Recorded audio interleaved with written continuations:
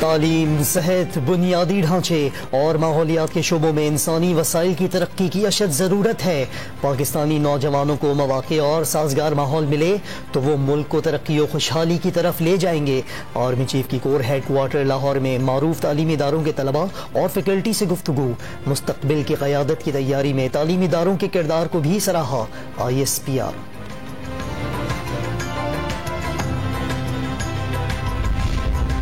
Saint میں اکثریت کے باوجود اپوزیشن کو شکست۔ حکومت اسٹیٹ بینک ترمیمی بل 1 ووٹ کے فرق سے منظور کرانے میں کامیاب۔ 42 کے مقابلے میں 43 ووٹ ملے۔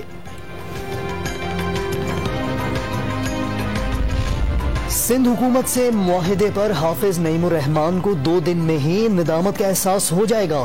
جماعت اسلامی کی قیادت کو ماموں بنایا گیا۔ خواجہ اظہار کا دعویٰ، پیپلز پارٹی کبھی وعدہ پورا نہیں کرے گی۔ علی زیدی کا رد عمل۔